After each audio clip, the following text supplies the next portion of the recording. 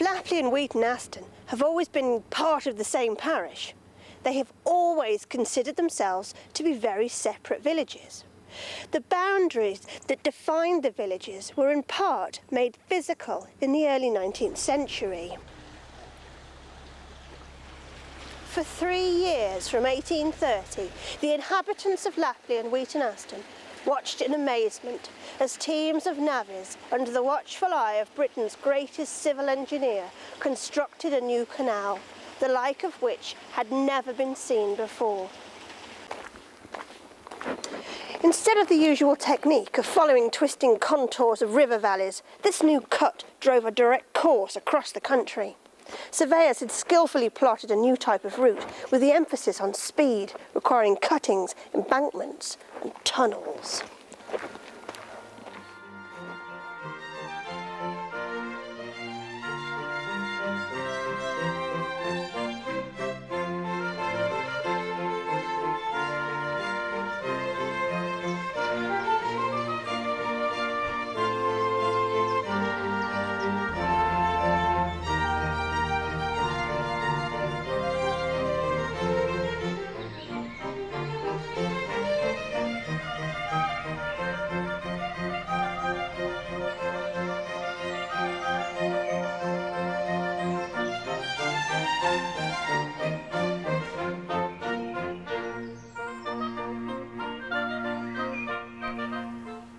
As we watch the boaters pass through the lock at our village of Wheaton Aston, it is easy to forget that this canal and the rest of Britain's extensive canal system were once the superhighway of the 18th century industrial revolution. But after 150 years or more of private ownership, at the end of World War II, things came to a head. Times had moved on, and the old-fashioned canals were from another age. Generally, they were in a poor state of repair. Often they were little used, and many, like this one at Newport, had closed. In 1947, the Labour government stepped in and they were nationalised. Eventually their future importance for leisure was realised, and in 1962 they came under the authority of the British Waterways Board. And now, joyously, they look better than ever. The pretty sight that we see today is not exactly what the civil engineer Mr. Thomas Telford envisaged in 1825.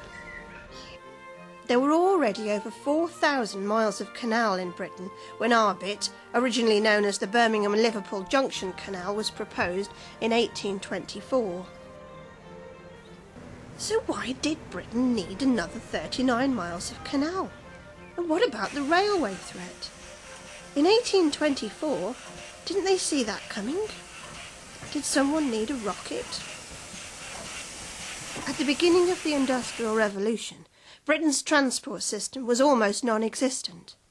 It relied upon a network of poor, locally maintained roads and unpredictable rivers. Towns across the Midlands and the North West, sitting on the fuel of the Revolution, had no navigable rivers and were stifled for the want of a means of transport.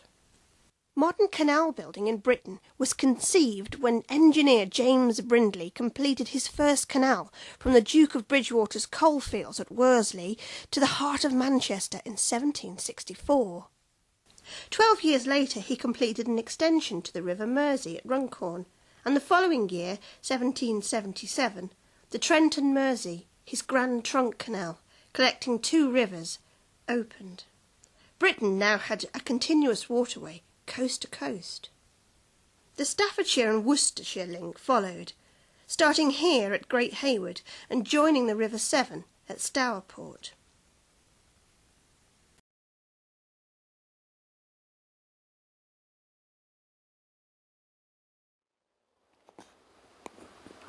And Lapley parish was not without its canal-building star.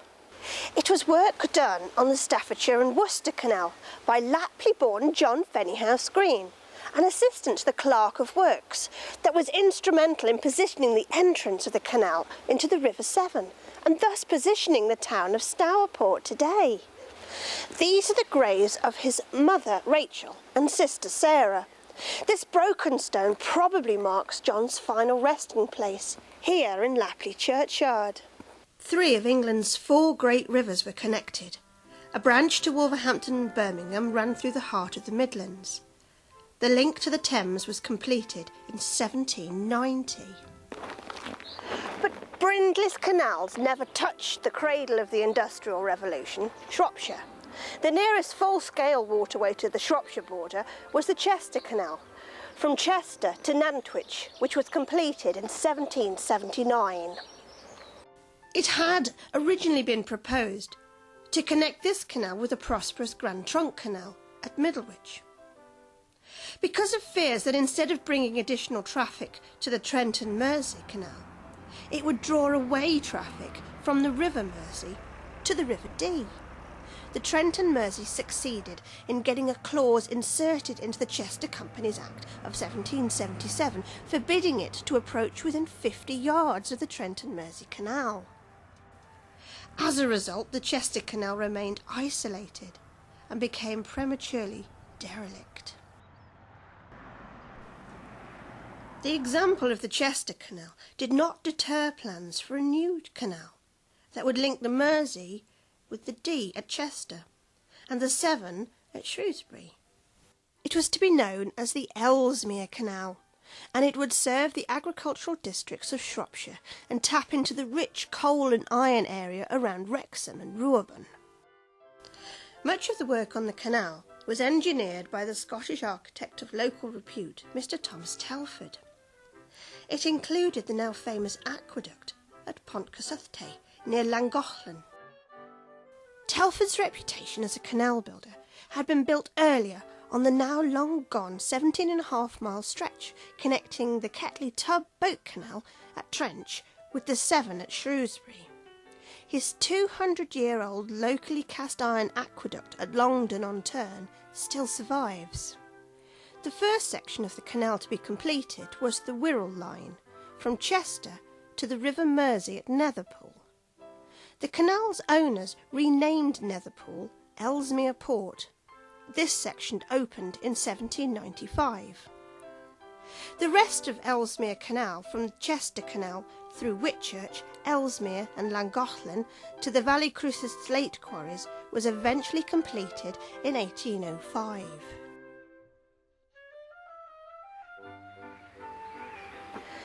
But in 1820, these and other canals in Shropshire and Wales were still isolated from the rest of the network.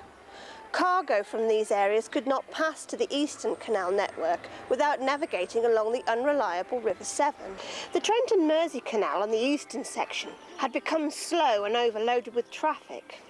The proposed short link was badly needed from Nantwich to Middlewich, and an alternative route to bypass the Trent and Mersey seemed well overdue. The new age of towns was demanding more efficient communications to allow them to expand. From such demands, in the 1820s, a new technology was quickly evolving. In 1825, the Stockton to Darlington Railway was opened. 12 wagons and 21 passengers were hauled 27 miles by George Stephenson's locomotion.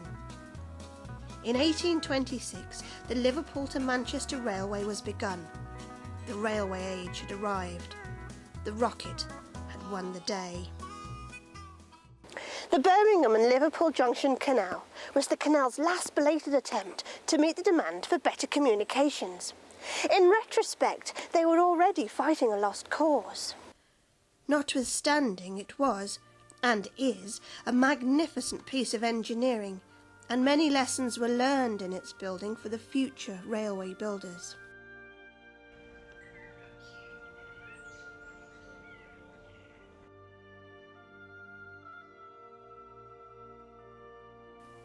The new link was an obvious one, to bypass the overloaded Trent and Mersey Canal with a new type of straight-cut canal linking Wolverhampton to the Chester and Ellesmere canals. Also, a new canal would be built from Norbury, linking to the Shrewsbury Canal and opening up the Wellington district coalfields to the main canal system. The long-planned branch linking the Trent and Mersey would complete the picture. In 1826, £400,000 was raised and work began at the north end in January 1827. The canal was to be built in 3 sections. The chief engineer was the name in the world of 18th century civil engineering. The chosen man with a big reputation was the 69-year-old Mr. Thomas Telford.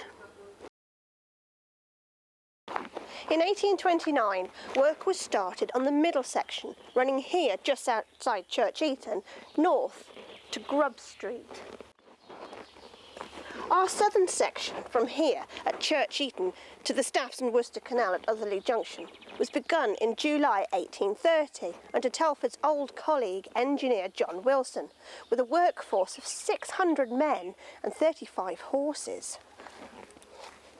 Work on the north and south sections progressed well, but on the middle section, Telford and his team were not so fortunate. At the planning stage, the canal company had been refused authority for the canal to pass through Shelmore Wood. The powerful aristocratic landowner, Lord Anson, afraid that the canal would disturb his pheasants, insisted that the canal's route should skirt around the wood. That he was able to do so cost the Birmingham and Liverpool Company dearly.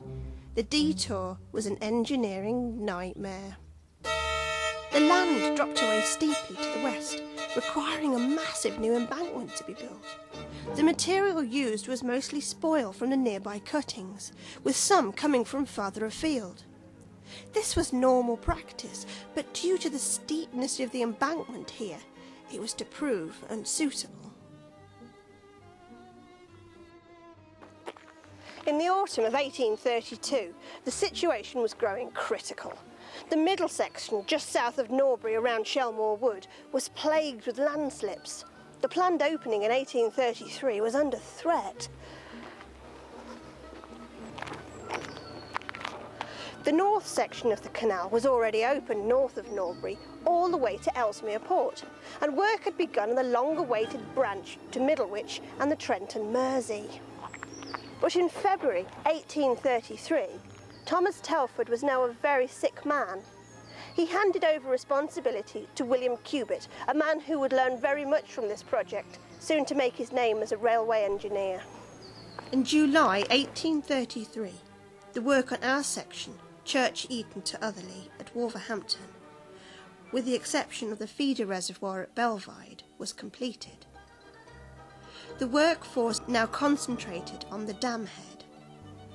Wheaton Aston Brook was diverted at Stinking Lake to feed the reservoir.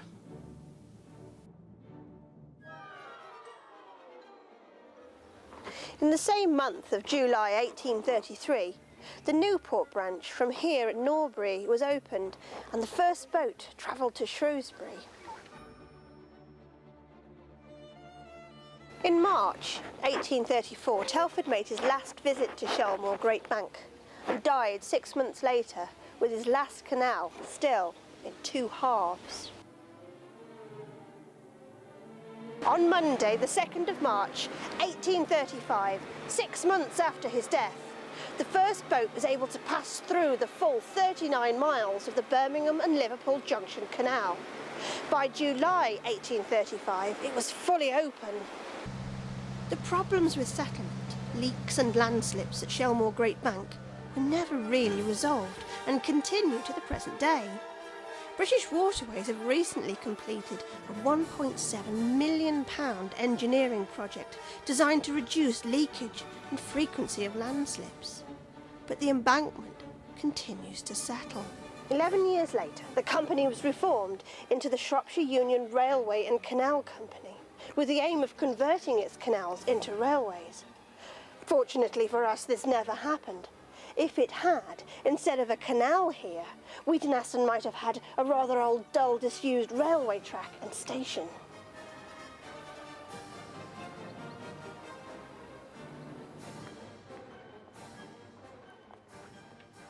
As the canal approaches its 175th birthday, so every year it regains more users, and long may it rain.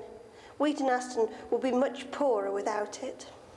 The many beautiful little bridges along the canal are now listed buildings. The iron protective bollards, worn away by ropes, are a testament to many thousands of horse-drawn narrowboats that have passed this way.